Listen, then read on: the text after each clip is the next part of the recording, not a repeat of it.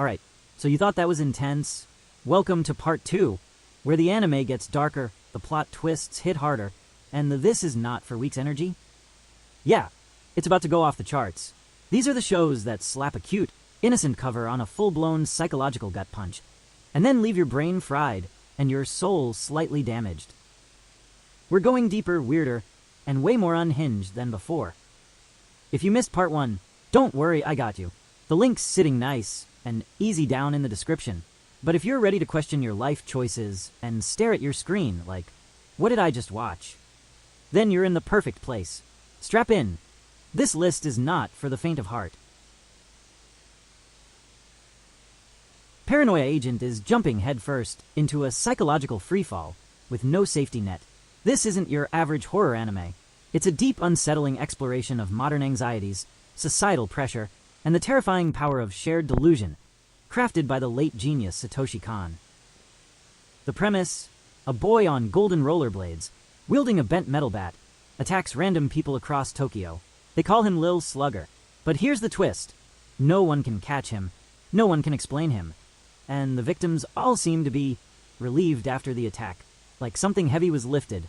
That's when you realize Lil Slugger isn't just some criminal. He's a walking manifestation of denial, trauma, and repression. Each episode shifts, focus to a new character spiraling into their own psychological collapse. A copywriter cracking under creative pressure, a housewife suffocating from social image. Even detectives trying to solve the case begin to unravel. The horror here isn't gory, it's mental. It's the kind that crawls under your skin and makes you question your own grasp on reality. Kon doesn't offer jump scares. He offers existential dread wrapped in surreal visuals and disjointed timelines. It's confusing on purpose, mirroring the fractured mental states of its characters. At times, it feels more like a dream than a narrative, or a nightmare, more accurately. Paranoia Agent is a masterpiece that blurs the lines between truth and fiction, sanity and madness. It's not a show for casual viewing. You need to sit with it, absorb it, and probably rewatch it.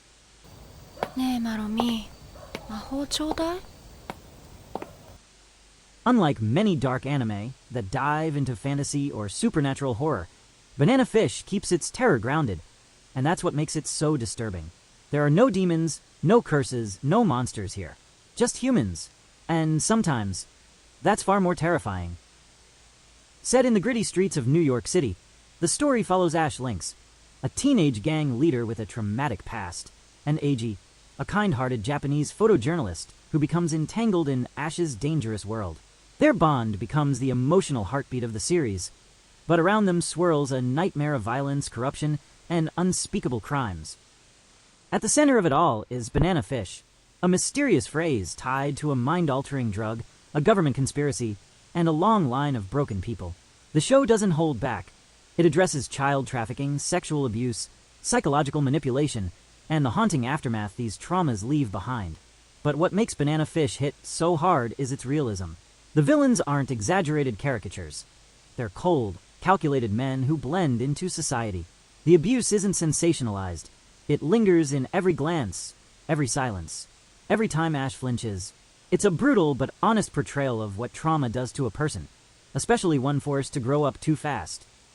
Despite the darkness, there's a heartbreaking beauty to the series.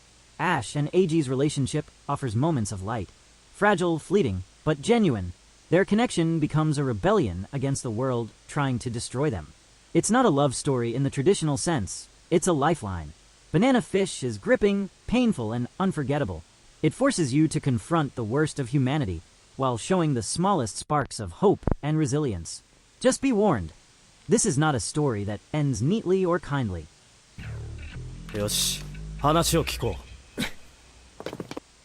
Some anime hint at darkness.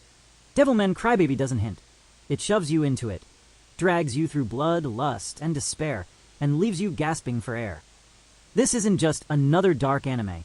It's a chaotic, unfiltered descent into madness, and one of Netflix's most shocking anime productions to date. Based on Go Nagai's classic Devilman manga, this modernized adaptation amplifies everything. The horror, the violence, the sexuality, and the sheer gut-punching tragedy. It follows Akira Fudo, a kind-hearted teenager who merges with a demon to protect humanity. But having a good heart isn't enough when demons lurk in the shadows, and sometimes within the people you trust most. From the very first episode, Devilman Crybaby sets the tone with one of the most jaw-dropping, chaotic, and gruesome sequences in anime history. A blood-drenched nightclub where demons possess the bodies of writhing, lust-driven humans. And that's just the beginning. The show's unapologetic brutality only escalates, with grotesque transformations, mass hysteria, and some of the most viscerally disturbing deaths you'll ever see in anime. But it's not just the gore that makes Devilman Crybaby one of the darkest anime ever. It's the crushing inevitability of it all. The idea that no matter how strong or kind you are, the world can still tear you apart. The show explores humanity's worst instincts. Fear, betrayal, hatred, and the fragile line between love and destruction. By the end, it leaves you with an overwhelming sense of loss, of innocence, of hope, and of any belief in a just world. If you think you've seen dark anime before, Devilman Crybaby will desensitize you to all of them. It's a brutal, tragic, and emotionally devastating experience, and one that lingers long after the final, apocalyptic scene.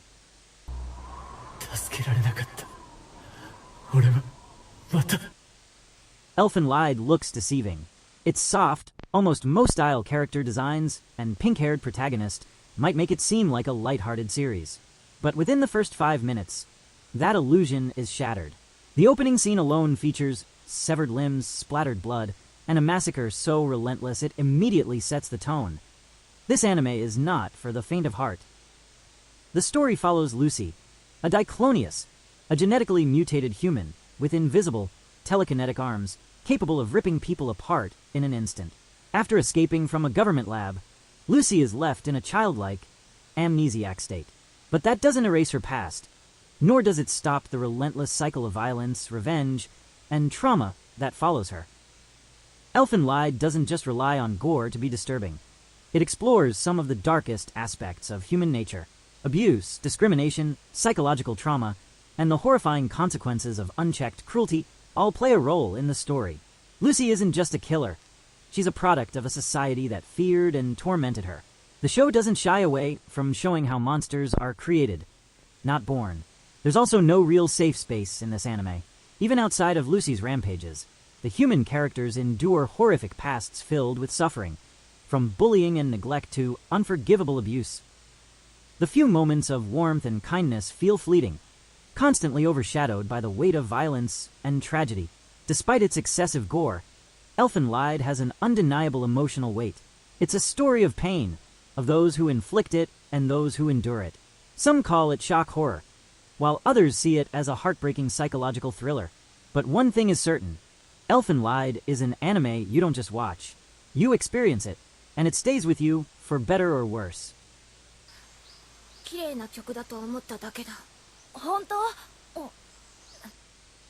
Monster isn't just dark, it's uncomfortably real.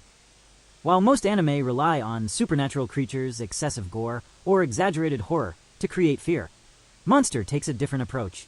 It grounds its horror in reality, showing that the most terrifying monsters aren't demons or ghosts, they're humans. The story follows Dr. Kenzo Tenma, a brilliant neurosurgeon in Germany.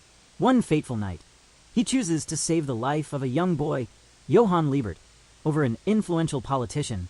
What should have been an act of medical ethics turns into a moral nightmare, because Johann isn't just any patient. He grows up to be a cold, calculating sociopath, a man so terrifying that he manipulates people into committing unspeakable acts while never lifting a finger himself.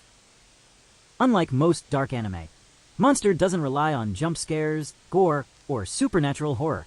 Instead, it builds its darkness through psychological terror, paranoia, and the slow unraveling of human morality. Johann isn't just an ordinary villain. He's chillingly intelligent, completely devoid of empathy, and capable of manipulating even the most righteous people into committing atrocities. And the worst part, he does it because he can. This anime forces viewers to confront unsettling philosophical questions. What defines a monster? Is it someone who kills indiscriminately, or someone who corrupts others into doing it for them? Can a good person, under the right circumstances, become evil? And most importantly, how do you stop a villain who never gets his hands dirty? Unlike the fast-paced horror of other anime, Monster is a slow burn. A psychological thriller that pulls you in with dread and doesn't let go. There are no easy answers, no over-the-top battles. Just a chilling game of cat and mouse between Tenma and Johan. あの双子だよ。覚えていてくれたんだね。 If there's one anime that defines brutality, despair, and sheer darkness, it's Berserk. This legendary series has earned a reputation for being one of the most tragic and violent stories ever told, pushing the limits of what anime can explore. But Berserk isn't just about bloodshed.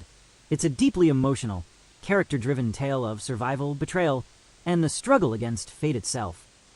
At the heart of the story is Guts, a lone mercenary with a traumatic past, fighting to carve his own destiny in a world that offers him nothing but suffering. Alongside him is Griffith, the charismatic and ambitious leader of the Band of the Hawk, whose dream of ruling his own kingdom pushes him to unspeakable extremes. What begins as an inspiring tale of camaraderie and ambition slowly warps into something horrifically nightmarish, leading to one of the most infamous betrayals in anime history, the Eclipse. The Berserk universe is utterly unforgiving. This is a world where violence isn't glorified, it's horrific. Battles are gritty and merciless, showcasing the brutality of medieval warfare. But beyond the physical battles, Berserk excels at exploring psychological torment, existential dread, and the crushing weight of fate. The real horror isn't just the demons and monsters. It's what humans are willing to do to achieve their dreams. This anime isn't just dark, it's traumatizing. It explores themes of betrayal, sexual violence, power, revenge, and survival in the face of utter devastation. While there are moments of light, small glimpses of love and friendship, they are constantly overshadowed by the relentless darkness of the world. バカな。なぜここに?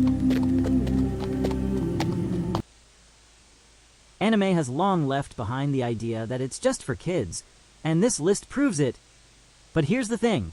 We've only scratched the surface. Dark anime comes in many forms. Psychological thrillers like Ergo Proxy, survival horror like The Promised Neverland, and even seemingly innocent series like School Days, which end in absolute devastation. Anime isn't just animation. It's a medium that can disturb, provoke, and stay with you long after the credits roll. Now, I want to hear from you. What's the darkest anime you've ever seen? Did we miss one that left you completely shattered? Drop it in the comments. Make sure to like this video and subscribe for more deep dives into the best and most twisted stories anime has to offer. Until next, stay curious, stay bold, and maybe sleep with the lights on tonight.